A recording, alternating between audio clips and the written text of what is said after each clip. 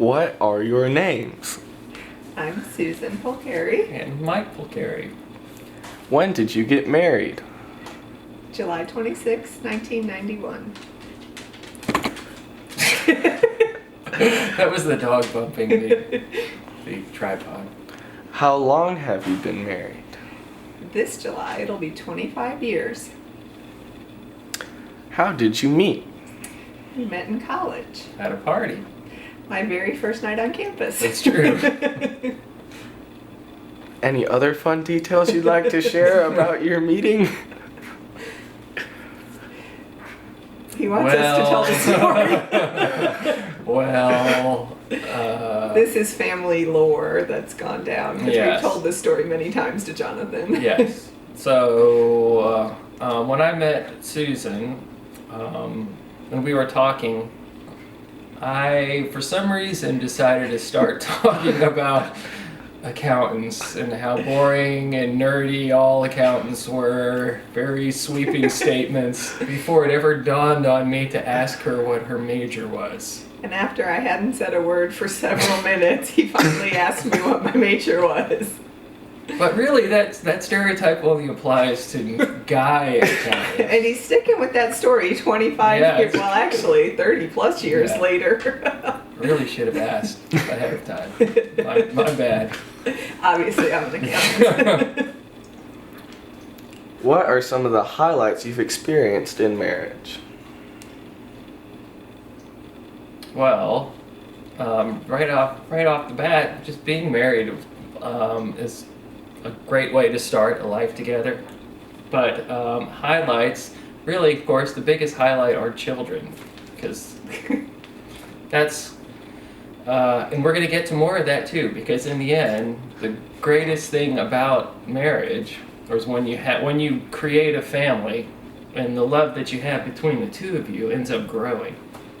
But at the same time, there's nothing more challenging than being a parent.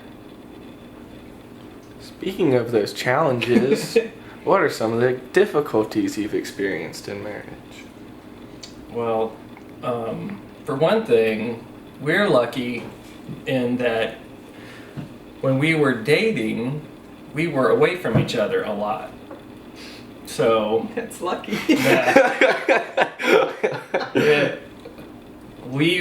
before we were ever married, we were already used to what it's like to be apart from each other, which is challenging. For a lot of people run into that challenge once they are married and then they spend time away from each other. But we spent so much time away from each other when we were dating seriously is that just became all part of it. So once we were married, that challenge was whenever I was on business trips or whatever, or both of us worked very hard, so whenever we couldn't see each other because of that, because of our work, is we were already used to and already trusted each other and understood each other, that was never really an issue for us. Amazing. How did you know he or she was the one? No, I just knew. She knew right away. I did. I don't know. I just knew. Wow. And you? I had to think it through. Sure liked her right away, but when it comes to finding the one, you certainly have to think about it and have a checklist of things in your head that what it is that you're looking for in that person. And there was no doubt that about every box there was to check, she managed to have something that was right. And the two of us were very right together.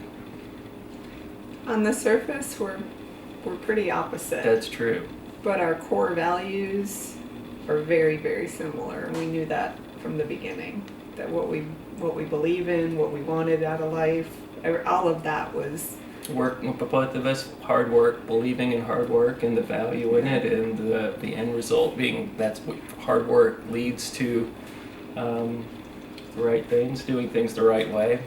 So, yeah, that foundation of trust, which is the most important thing in marriage, trust and believing in each other. And we had that from the very beginning. And Still do. It's only, in fact, it only gets stronger as the years go on. How has marriage life changed and evolved over the years? Kids. Kids. There is a big difference between being A couple. newlyweds and being Yeah. a couple and then being parents. It's a dramatic difference in your life, both good and bad. It's, of course, primarily good, but there's no question that it's work. It's more work on top of the work that you already have, and it's the most important work that you can do in your life. So, how we have always looked at it, I think a lot of people do, is that marriage without kids is really just an even better version of dating. You spend even more time together, you do lots of fun things, go on fun trips together.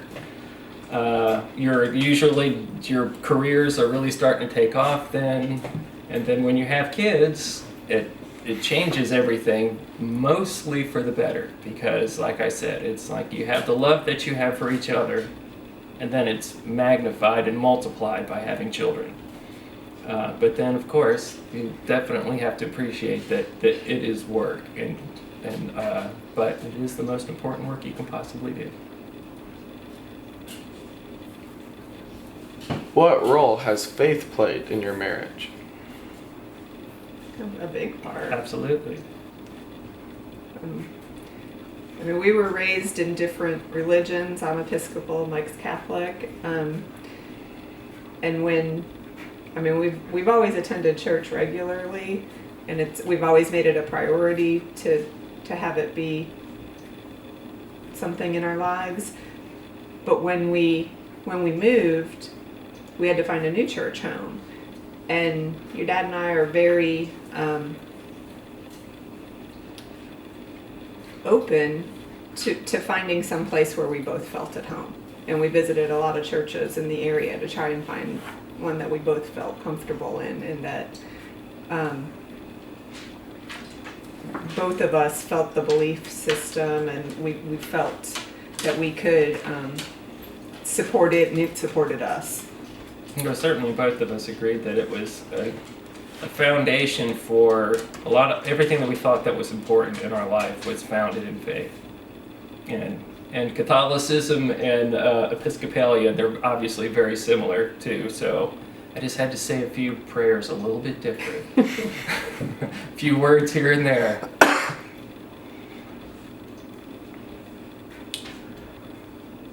What would be your advice to a high school student in regards to finding the one and then staying married? Yeah.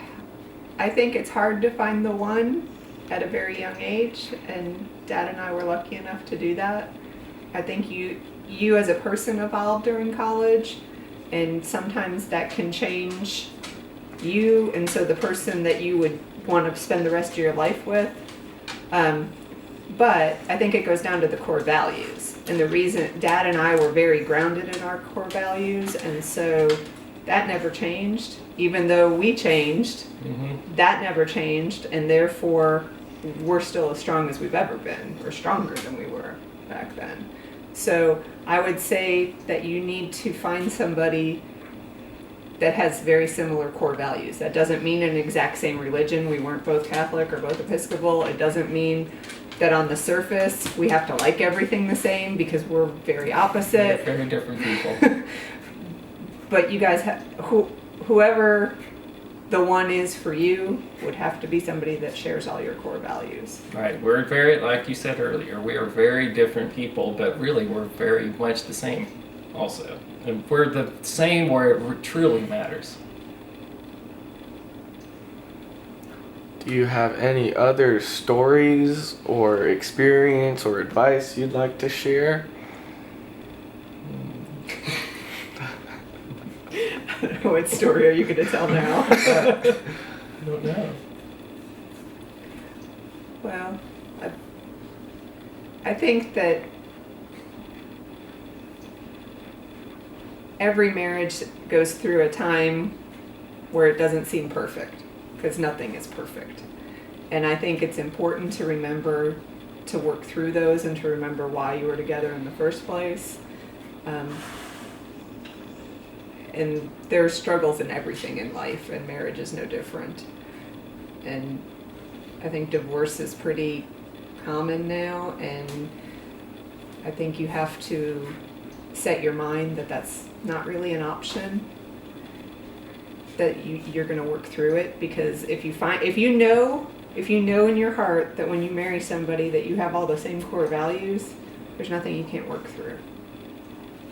And if you trust them, again, trust being the absolute foundation of it, because if you truly trust somebody, then you don't worry about it.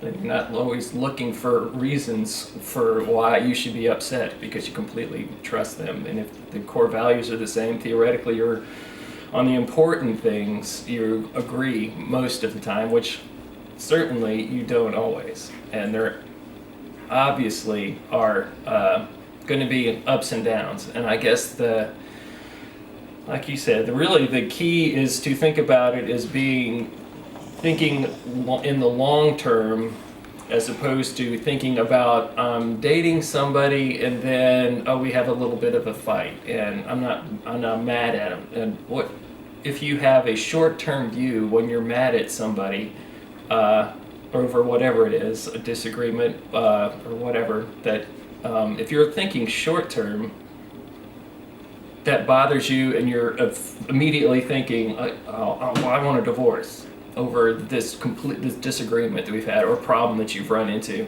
But if you're looking at it in terms of, this is something that if you committed your life to it, that's a different thing. Because when you are in the short term, if you're not committed to it in the first place, then when a trouble comes up, conflicts come up, you're more likely to want to end it, because you think, because you're not thinking in a broad view. But if you're really committed to it from the beginning, you appreciate the fact that things come and go, you're going to work it out, and it takes two people to work it out. Mm-hmm. And things are never 50-50. It may be for a short amount of time, but it's usually somebody has to do this and then somebody else does this, and it's just an ebb and flow of whoever can do whatever they can do. And you have to think of it as one unit, not as if you think of it as 50-50, you're going to have problems. If you think of it as one unit and you're working towards this one goal, I think that's the key to it. Definitely. Thank you for your time. You're welcome. Indeed.